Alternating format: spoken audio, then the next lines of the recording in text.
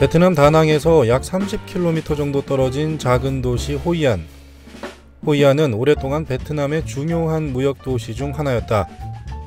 무려 1세기 동남아시아에서 가장 큰 무역항이었던 라마포가 이곳 호이안에 있었다. 호이안은 동서양의 문화가 섞이면서 국제도시로 성장했고, 특히 일본인 마을이 생길 정도로 일본과의 교역이 많았다. 그러다 19세기 프랑스가 다낭을 전략적으로 키우면서 시장의 중심은 다낭으로 옮겨갔고, 호이안은 옛 모습을 간직한 채 그대로 남았다. 현대적인 건물은 거의 찾아볼 수 없고, 도시 분위기는 마치 19세기 말을 그대로 옮겨놓은 영화 세트장 같다. 덕분에 호이안은 마을 전체가 유네스코 세계유산으로 지정됐고, 전 세계에서 관광객의 발길이 지금도 끊이지 않고 있다. 최근 CNN 트래블이 가장 아름다운 아시아 도시 1위로 손꼽은 호이안을 여행했다. 금강산도 식후경 법칙은 이곳에서도 유효하다. 아침을 먹기 위해 호이안에서 현지인들이 가장 많이 찾는다는 쌀국수집을 찾았다. 무려 70년 넘게 쌀국수를 만들어 온 식당으로 입소문을 타고 요즘엔 외국인 관광객도 많이 방문한다고 한다. 쌀국수 한 그릇의 가격은 4만 동으로 한화로 치면 약 2,000원 정도다. 오전 9시 정도의 이른 시간이었는데도 식당 안은 아침 식사를 해결하러 온 손님들로 가득했다. 이곳의 쌀국수는 달짝지근하면서 시원한 국물 맛이 특징이고, 바닥에 깔린 땅콩가루가 풍미를 더한다. 고수는 따로 챙겨주지 않으니 원하면 달라고 해야 한다. 얼큰하게 먹고 싶으면 작은 고추를 4-5개 넣어 먹으면 된다. 최근 먹은 그 어떤 해장용 국물보다 달달하고 시원했으며, 무엇보다 속이 부담스럽지 않아 좋았다. 호이안 여행은 이렇게 든든한 쌀국수 한 그릇으로 시작했다. 든든하게 배를 채우고 베트남의 명물 중 하나인 길거리 커피를 마시기 위해 길을 나섰다. 베트남엔 요즘 중산층이 늘면서 자동차가 늘고 있다고 하는데, 그래도 여전히 가장 보편적인 이동수단은 오토바이다. 지난해 베트남 오토바이 등록 대수는 4,600만 대를 넘어섰다. 이는 인도와 중국, 인도네시아에 이어 세계 4번째다. 호이안 구시가지와 접해 있는 투본 강가는 호이안 투어의 핵심이다. 해가 지면 이곳에선 로맨틱한 등을 켠 보트를 타고 뱃놀이를 할 수 있고, 낮엔 이렇게 나무 그늘에서 커피를 마시며 여유를 부릴 수 있다. 그래서 이곳엔 카페와 레스토랑, 크고 작은 상점들이 옹기종기 모여있다. 일본교라고도 부르는 내원교는 2만동 화폐에 그려져 있을 정도로 베트남을 대표하는 건축물 중 하나다. 이 다리는 과거 일본인 마을과 중국인 마을을 연결하는 다리였는데, 지금은 다리 중간에 작은 사원이 생겨 볼거리를 더한다. 베트남인들은 커피를 즐겨 마신다. 사실 베트남은 세계 2위의 커피 생산국이자 수출국이다. 커피 경제가 출렁일 때마다 베트남은 싸고 안정적인 가격으로 세계 커피 시장을 장악해갔다. 베트남에선 카페 핀이라고 부르는 미세한 구멍이 난 용기로 커피를 우려내는데, 깊고 진한 맛이 특징이다. 길거리에선 주로 인스턴트 커피를 녹여 강한 단맛이 나는 연유를 넣거나 코코넛, 아보카도 등의 다양한 재료를 넣어서 마신다. 더운 날씨에 급하게 시원한 당 섭취가 필요한 여행자라면 궁극의 단맛이 나는 커피를 한 잔 들이켜는 것도 여행에 도움이 될 것이다. 올드타운 강가에는 관광객뿐만 아니라 현지인들도 많이 찾는다. 호수처럼 조용한 강을 삶의 터전으로 살아가는 이들의 부지런함을 고스란히 느낄 수 있다. 한 남자가 어설프게 봉술 시범을 보인 뒤 후련히 사라졌다.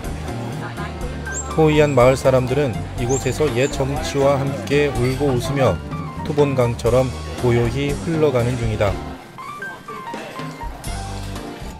해가 저물기 시작해도 도로 위는 하노이나 다낭처럼 복잡하지 않다. 곳곳에 상점과 가로등에 불이 켜지면서 호이안의 거리도 화려하게 옷을 갈아입을 준비를 한다. 호이안 중앙시장은 주로 아침 일찍 그리고 해가 저문 뒤 문을 연다. 아침엔 신선한 해산물과 과일 등의 식재료를 주로 팔고 해가 뉘엿뉘엿 기울어질 때쯤엔 본격적으로 야시장이 열리면서 다양한 먹거리와 기념품 등을 판다. 호이안의 로컬 음식 문화를 현지인들과 함께 부대끼며 즐기고 싶다면 단연 올드타운 야시장으로 와야 한다. 이곳에선 삶과 맞닿아 있는 베트남의 맛을 경험할 수 있다. 날이 어둑어둑해지자 강 위는 밝아졌다. 호객꾼들이 지나가는 관광객을 가만 놔두지 않고 적극적으로 매달린다. 순식간에 알록달록 등불을 켠 보트가 두둥실 강 위를 화려하게 수놓는다. 보트에 탄 이들은 저마다의 이야기와 감흥을 투본강에 쏟아내며 낭만을 즐긴다. 작은 나무 보트 위에 달린 이 수많은 등이 투본강의 매일 밤을 밝게 물들인다. 거리 역시 줄에 매단 등불과 건물의 낡은 노랑빛이 한데 어우러지며 길을 밝힌다. 시원한 저녁이 되자 거리엔 전 세계에서 관광을 온 이들로 금세 북적거린다. 호이안의 저녁 공기는 꽤 상쾌한 편이다. 저녁 식사로 호이안만의 맛을 즐길 수 있는 레스토랑을 찾았다. 이름부터 홈 호이안이다. 호이안 가정식 백반을 파는 곳일까 상상하며 식당 안으로 들어가니 꽤 고급스러우면서 고풍스러운 인테리어가 분위기를 압도한다. 이왕 온 김에 다양한 베트남 음식을 먹어보고자 이것저것 주문했다. 에피타이저로 튀긴 쌀과자와 각종 채소가 버무려진 오리 샐러드가 나왔다. 이렇게 같이 내어준 이유는 같이 먹으라는 뜻이었다.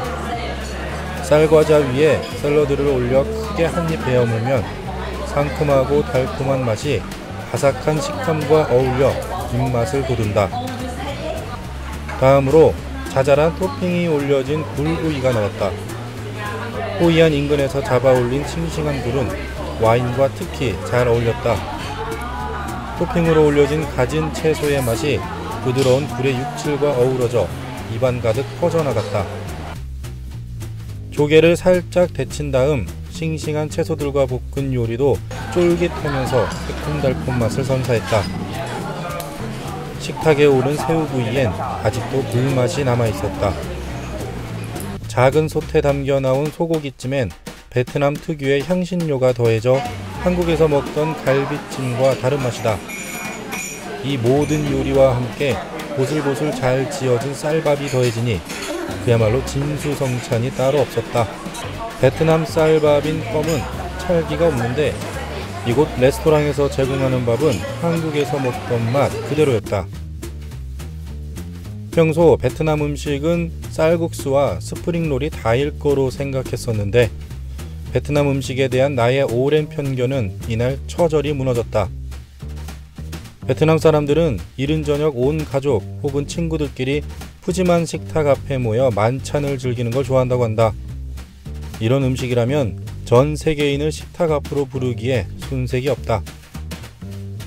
레스토랑을 나오자 강가에 지어진 원두막 광장에 사람들이 시끌벅적 가득 모여 있었다. 무슨 일인가 하고 보니 빙고 게임을 시작하려고 준비 중이었다. 참가비로 1달러 혹은 2만 동을 내면 작은 팻말을 하나 준다. 그리고 남녀가 나와 멜로디 섞인 만담을 나누는데 그 톤과 리듬의 중독성이 꽤 강하다.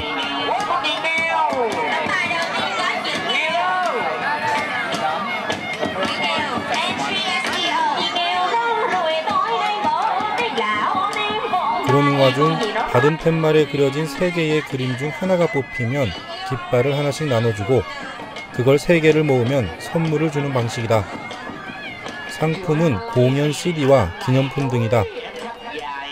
호이안 사람들은 꼭 게임에 참여하지 않더라도 이렇게 활기 넘치는 번화가의 분위기를 즐기며 무더웠던 하루를 즐겁게 마무리한다.